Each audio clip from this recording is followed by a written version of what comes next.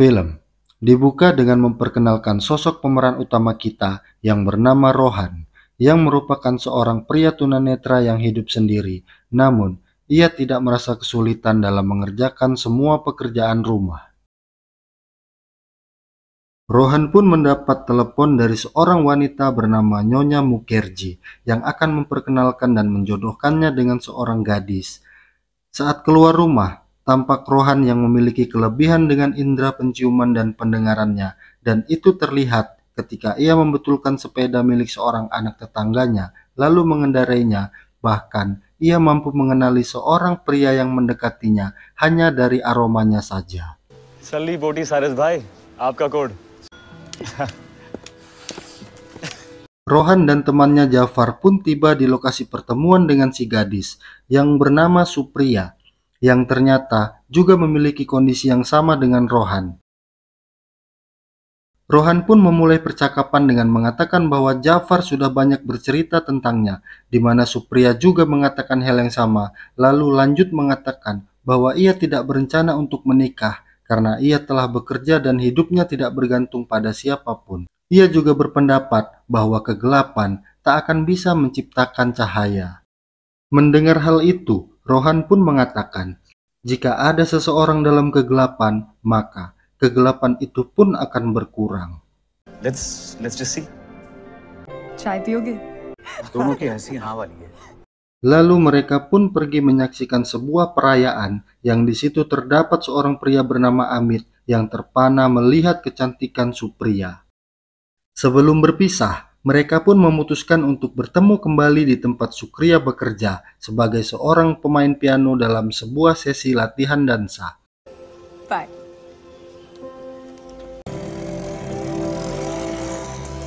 Keesokan harinya, Rohan pun tiba di tempat tersebut dan Rohan langsung mengajak Supriya untuk berdansa. Supriya yang awalnya agak ragu pun akhirnya menyanggupinya. Lalu, mereka pun menyanyi dan menari dengan gerakan-gerakan yang indah yang membuat orang-orang di sana kagum melihatnya.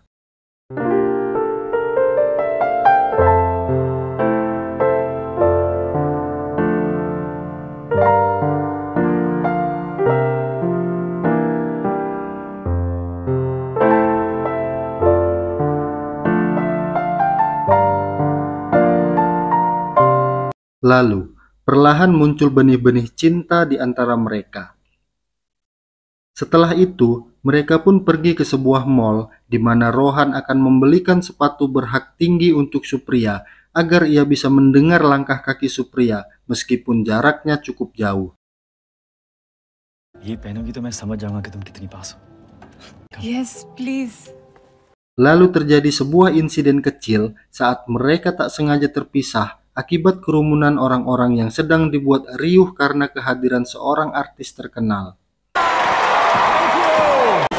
अरे एक minute boss. Soup. क्या हुआ?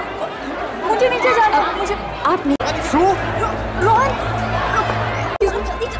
Excuse me. Sorry. Excuse me.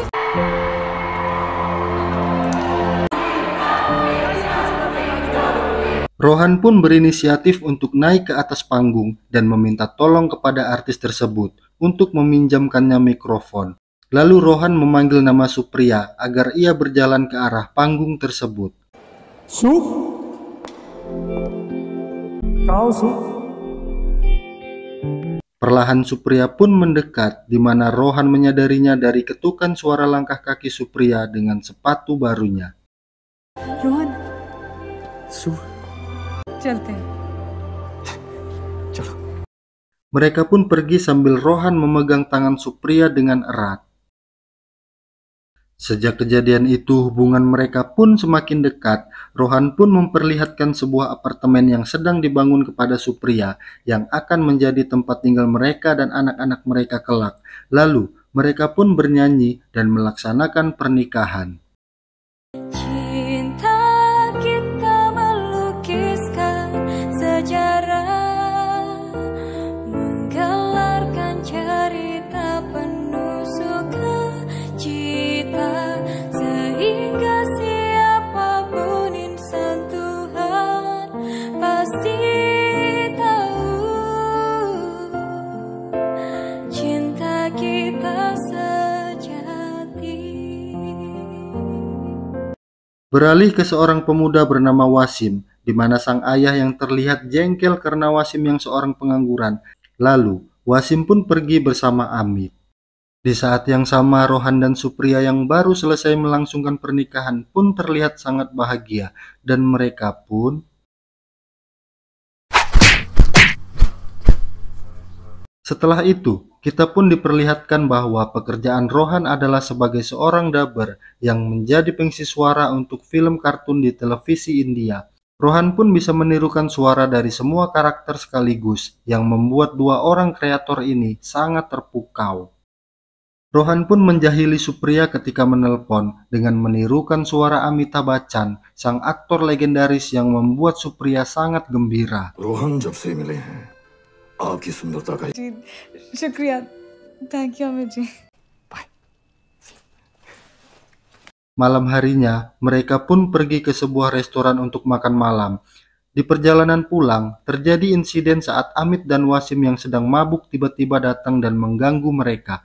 Sampai ketika mereka akan menyentuh Supriya, seketika hampir terjadi perkelahian di antara mereka. Lalu Supriya pun berteriak yang membuat para tetangganya keluar. Namun, Wahid dan Hasim sudah kabur.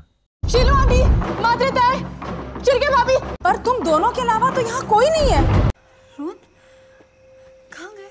Keesokan harinya ketika Rohan pergi bekerja, Supriya yang sendirian di rumah terkejut ketika menyadari Amit dan Wasim yang tiba-tiba ada di dalam rumahnya. Mereka pun menyekap mulutnya dan mengikatnya di ranjang. Lalu, secara bergantian, mereka memperkosa Supriya.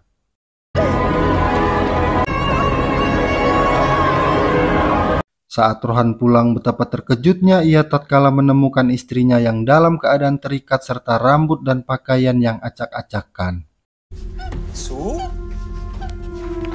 मुझे पता क्या हुआ सू सू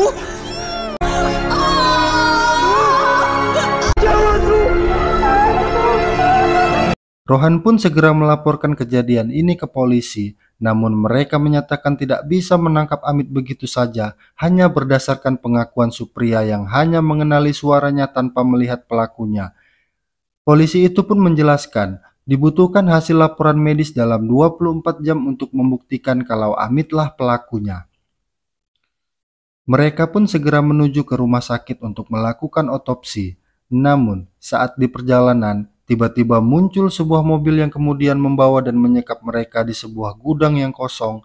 Lalu datanglah seorang pria berbadan besar yang kemudian menyuruh Rohan untuk membatalkan laporan ini dan mengancam akan membunuh mereka jika masih berkeinginan memperpanjang kasus tersebut.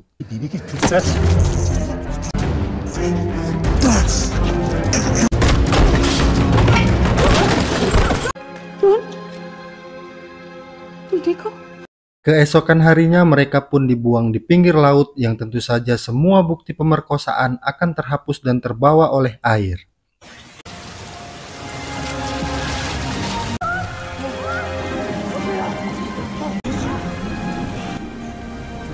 Dan benar saja, setelah tiba di kantor polisi, laporan mereka pun dianggap tidak valid karena mereka datang setelah 30 jam. Dan hasil rekam medis yang menunjukkan tidak ada tanda-tanda pemerkosaan pada Supriya. Hal itu pun tentu membuat Rohan geram. Namun, di sini Supriya mengatakan, setelah semua yang mereka alami, ia tidak ingin menambah masalah lain, karena yang mereka butuhkan saat ini hanyalah kedamaian. Please Rohan, मुझे कर लिया चलो। Setelah kejadian itu, mereka pun menjadi pribadi yang pendiam, di mana saat Supriya yang berpikir kalau saat ini Rohan merasa jijik dengannya karena sudah tidak suci lagi. Supriya pun mengatakan, jika kau tidak lagi ingin tinggal denganku, maka pergilah. Rohan, अगर तुम मेरे साथ नहीं रहना चाहते, थोड़ा सा खा लेना. Rohan pun nampak tidak bisa berkonsentrasi pada pekerjaannya karena peristiwa yang mereka alami. Lalu saat Rohan pulang ke rumah dan berniat meminta maaf pada istrinya atas sikapnya belakangan ini, tiba-tiba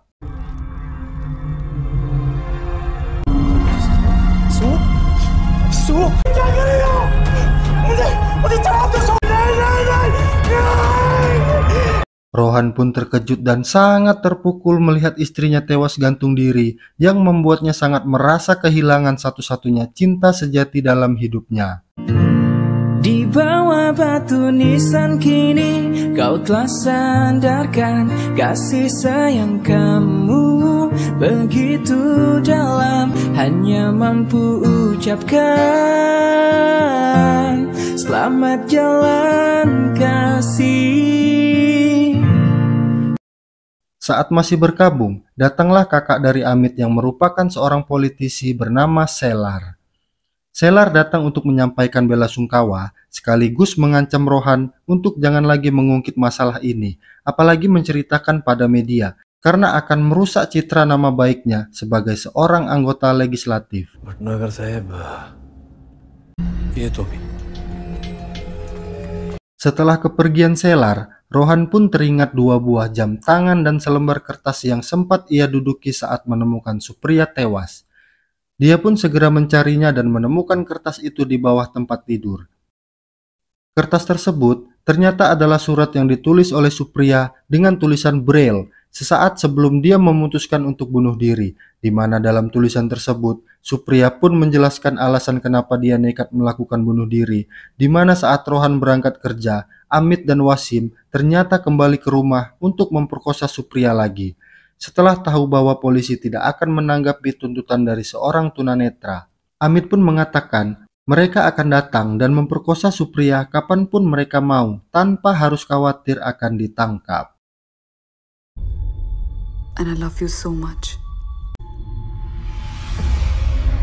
Dan alasan itulah yang mendasari Supriya untuk bunuh diri, karena dia tidak ingin membuat Rohan menderita dan menjadi aib bagi keluarga mereka.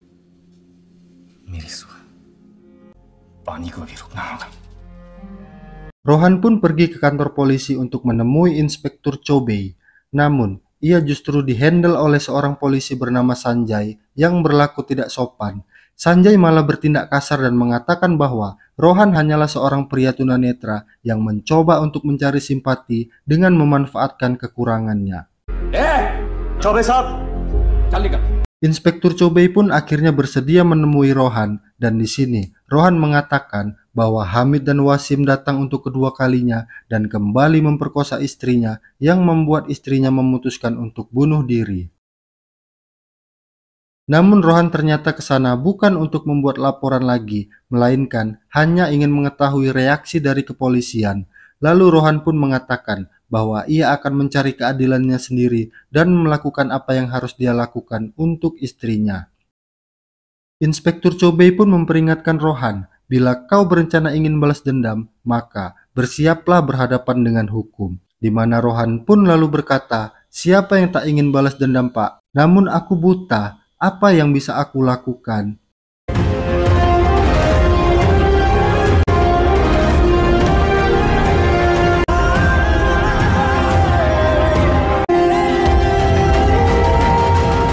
Berpindah ke kediamannya Selar. Di sini terlihat polisi Sanjay yang ada di sana dan ternyata adalah bawahannya Selar. Di sini Selar pun memperkenalkan Amit kepada Sanjay, yang dimana ia mengaku sangat dibuat pusing dan stres karena kenakalannya. Dan pada akhirnya Rohan pun benar-benar akan melaksanakan balas dendamnya, di mana saat ia tiba di markasnya Amit dan Wasim, ia pun mempelajari dan menghafal tata letak ruangan tersebut, dan dengan alat perekam, Rohan merekam suara Amit dan Wasim.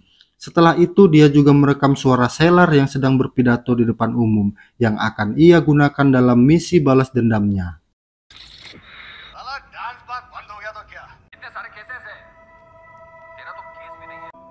जिन लोगों की आवाज से मुझे नफरत है। कभी सुनाई नहीं देंगे। Pertama, Rohan meniru suara Selar, lalu menyuruh Sanjay untuk menangkap Wasim dengan alasan telah mabuk-mabukan dan membuat onar di wilayah mereka. Salam. मैंने क्या किया? क्या नहीं रे कुछ. चल. मेरी बात सुनिए sir please. Kedua, Rohan pun berperan sebagai Amit dan menelepon Lupna, adiknya Wasim, untuk mengajaknya push rank, di mana sang ayah yang mendengarnya pun sangat dibuat emosi dan langsung pergi untuk memberi Amit pelajaran. क्या है मेरे से पूछता है क्या पागल हो गया. Lalu, Rohan pun kembali menjadi Amit dan menelepon Lupna untuk bertemu dengannya secara langsung dengan alasan ingin meminta maaf atas ucapannya kemarin. Di saat yang sama, Rohan juga menjadi Lupna dan menghubungi Amit dengan mengatakan bahwa dia sangat mencintai Amit dan ingin bertemu dengannya di suatu tempat. Dan terakhir, untuk membuat suasana semakin memanas, Rohan pun menjadi Tuan Selar dan menghubungi ayah Lupna dan mengatakan bahwa ia bersedia memberikan berapapun agar putrinya mau push rank dengan Amit karena Amit memang sudah kebelet gitu. Amit dan Lupna pun akhirnya bertemu, namun mereka berdua pun merasa bingung karena merasa tidak pernah mengatakan apapun seperti yang ada di telepon. Abu? Di saat yang sama, ayahnya Wasim pun tiba dengan kemurkaannya dan langsung menyerang Amit dengan pisau di tangannya. Tetapi di sini justru ayah Wasim lah yang tertusuk pisau, yang menyebabkan ia jatuh dari ketinggian dan sekarat. Sanjay pun mendatangi rumah Selar untuk menangkap Amit atas laporan penganiayaan, di mana Selar yang emosi pun menyuruh Sanjay untuk membawa Wasim ke hadapannya. Namun di sini, Sanjay pun melongo dan bingung, lalu mengatakan, "Pak, bukannya Bapak yang menyuruh saya untuk menangkapnya kemarin?" Dan Selar pun menjawab, "Memangnya kantor polisi itu punyamu atau punyaku?" Sementara itu, Rohan terlihat sedang mengingat kenangan-kenangan indah saat masih bersama almarhum istrinya. Good morning, Mrs. Patnaik. Hatiku hancur mengenang di kau, berkeping-keping jadinya. Kini air mata jatuh bercucuran, penuh harapan denganmu. Kini hancur berderai, kesedihan berantai, kuncup di hatiku yang lama ku simpan, hancur kini sebelum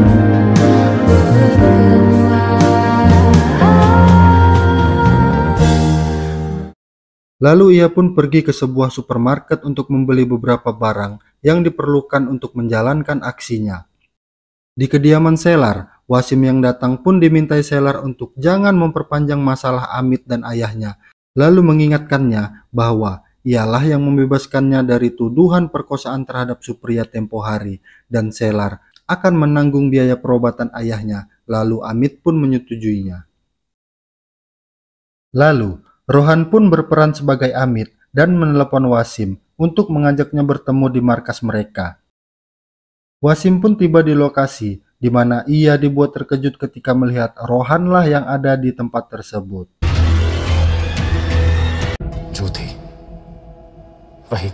Dengan segala persiapan, Rohan pun mematikan lampu yang membuat Wasim sulit melakukan perlawanan. Namun, ternyata Wasim menyadari kalau Rohan bisa membaca gerakannya karena adanya remah-remah keripik di lantai. Lalu perlahan, ia pun berjalan menuju stop kontak dan berhasil menyalakan lampu. Kemudian,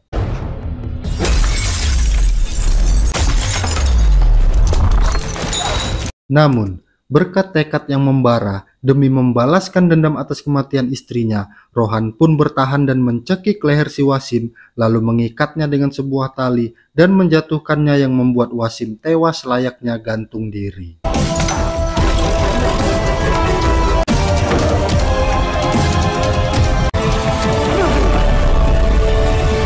Polisi pun tiba di mana awalnya Inspektur Chobei mengira kalau Rohanlah pelakunya. Namun setelah melihat kondisi dan posisi korban, ia pun berpikir tidak mungkin seorang yang buta untuk melakukan hal ini. Mereka pun menemukan sapu tangan milik Amit di tubuh Wasim. Lalu Chobei pun berkata, Amit शेलार जितनी गहरी होती है दुश्मनी भी उतनी ही गहरी होती है. Chobei pun mendatangi Selar, lalu berdiskusi di mana mereka menarik kesimpulan kalau Rohan sedang menjalankan rencananya yang akan berakhir pada Selar. Saat pemakaman Wasim, Rohan pun ternyata hadir lalu menjatuhkan jam tangan milik istrinya sebagai tanda balas dendamnya. Chobei pun melihat Rohan yang baru pulang dari pemakaman, lalu mendatangi rumahnya. Kemudian menghubungkan kasus ini dengan kata-kata Rohan saat di kantor polisi yang saat itu mengatakan ingin balas dendam. Rohan pun berdalih bahwa saat itu dia sedang dalam keadaan emosi, ditambah lagi bagaimana bisa orang yang tidak bisa melihat bisa sampai ke tempat itu. Mendengar hal itu, Chobei pun memperingatkan Rohan agar berhati-hati dan bila sampai terbukti dia terlibat, maka hidupnya akan dalam bahaya. अगर आपको मेरे खिलाफ कोई सबूत मिला तो sir. Rohan pun kembali menjalankan aksinya, di mana kali ini ia berperan sebagai polisi Sanjay, lalu menelpon Amit dan mengatakan bahwa ia mengetahui siapa pelaku pembunuhan Wasim, namun ia tak bisa memberitahukannya lewat telepon. Mereka pun setuju untuk bertemu di suatu tempat yang ditentukan oleh Amit. Saat tiba di tempat tersebut, Rohan pun menyadari kalau tempat itu adalah tempat di mana ia dan istrinya dulu disekap, dan hal itu membuat rasa amarahnya semakin membara. Lalu, Rohan pun bersiap di depan pintu dengan sebatang besi. Ternyata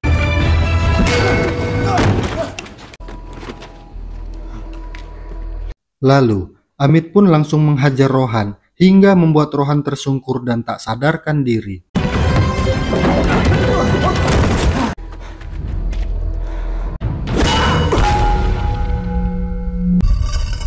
क्या handsome? Saat kembali tersadar, Rohan pun memfokuskan indera pendengarannya dan ketika ia sudah mengetahui posisi Amit, Rohan pun menghantamnya dengan sekuat tenaga hingga membuat Amit pingsan.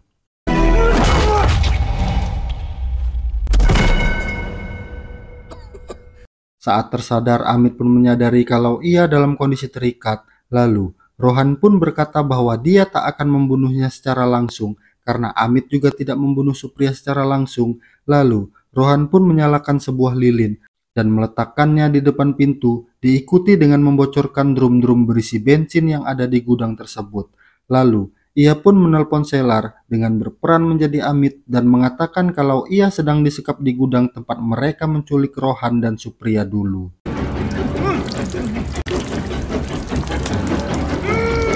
Selar pun segera berangkat dengan niat menyelamatkan adiknya. Saat mendobrak pintu, tiba-tiba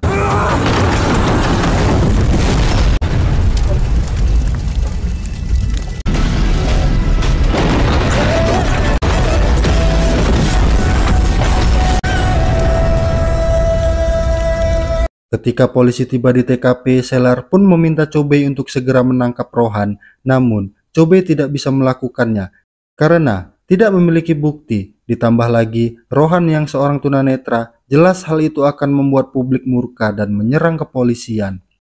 Ketika Rohan sedang mengobati lukanya, datanglah Hamid yang meminta tolong agar Rohan berperan menjadi ayahnya untuk menelpon gurunya dan meminta izin untuk mengurangi tugas sekolahnya.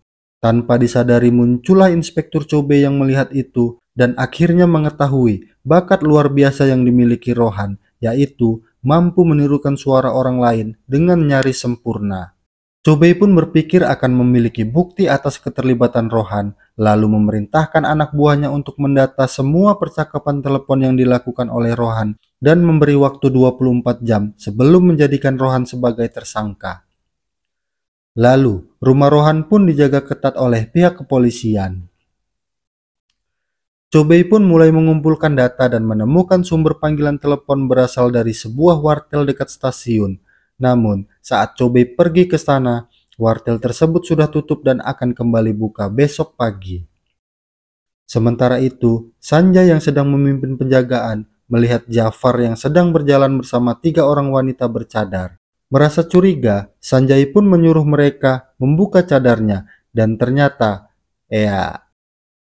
di sisi lain, Chobei pun datang menemui Selar, di mana Chobei yang sudah yakin kalau besok pagi dia akan berhasil menangkap Rohan beserta bukti-bukti yang konkret. Dia pun bernegosiasi untuk meminta imbalan uang beserta promosi kenaikan pangkat. Dan tanpa diduga, Chobei pun menemui Rohan di sebuah tempat, di mana ternyata Chobei pun akhirnya mendukung usaha balas dendam Rohan, dan negosiasi dengan Selar tadi sengaja dilakukan untuk memeras Selar. Chobei pun bertanya pada Rohan, bagaimana cara ia bisa keluar dari rumah yang dijaga ketat oleh pihak kepolisian, yang lalu dijelaskan kalau Rohan telah meminta bantuan Jafar untuk menyewa tukang fogging atau pengasapan, di mana Rohan kabur dengan memanfaatkan bocah tetangga tepat saat Sanjay membuka cadar para gadis yang dibawa Jafar tadi.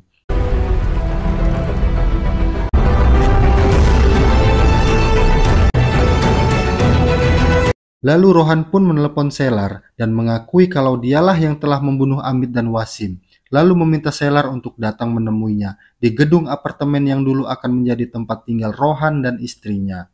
Saat Selar tiba, terlihat Rohan yang sudah menunggunya dengan santuy.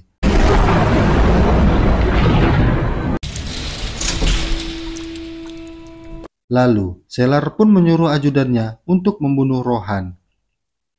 Seketika Rohan pun berlari dan melompat sejauh mungkin, di mana sang ajudan harus tewas karena tidak mengetahui kalau lantai yang diinjak adalah sebuah lubang yang rencananya akan dijadikan sebuah lift.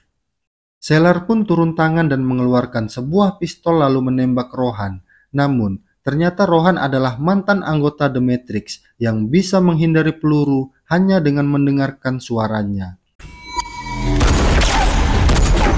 Rohan pun bersembunyi di kegelapan, lalu menjatuhkan penyangga kayu yang tepat mengenai Selar.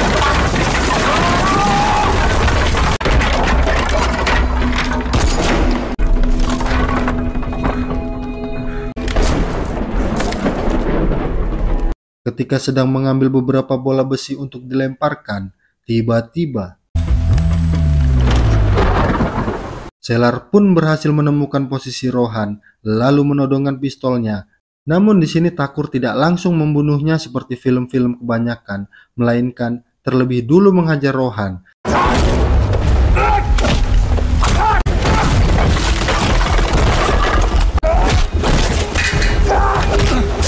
Sampai di tepi gedung, Rohan yang sedang terdesak mendapatkan sebuah paku yang lalu ditancapkan ke tangan Selar yang membuat pistolnya terjatuh. Rohan pun segera mengambil pistol tersebut dan fokus membidik ke arah Selar.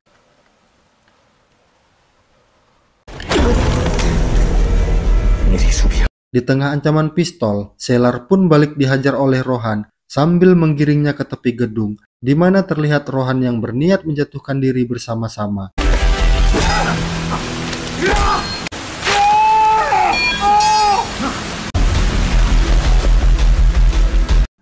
Namun Selar menyatakan kalau Rohan tidak bisa membunuhnya karena ini adalah pembunuhan. Namun ternyata Rohan mengaitkan sebuah tali pada tubuhnya lalu menjatuhkan diri bersama dengan Selar. Sebelum melepaskan Selar, Rohan pun mengatakan kalau ini adalah pembunuhan, tapi akan tampak seperti bunuh diri, sama seperti yang dialami istrinya. Setelah misi selesai, Chobei pun memuji atas aksi balas dendam Rohan, seolah Amitlah yang membunuh Wasim. Lalu, Selar pun membunuh Amit adiknya. Setelah itu, karena merasa bersalah, Selar pun memutuskan untuk bunuh diri. Namun Chobei mengatakan kalau setiap kejahatan pasti memiliki celah, di mana ia pun mengambil foto Rohan, lalu kembali ke wartel di dekat stasiun dan menanyakan kepada penjaganya tentang Rohan yang sering datang untuk menelpon dengan suara yang berbeda. Ternyata जी sir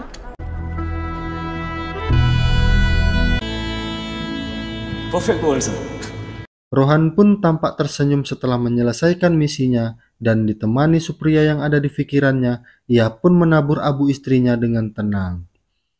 Film pun tamat.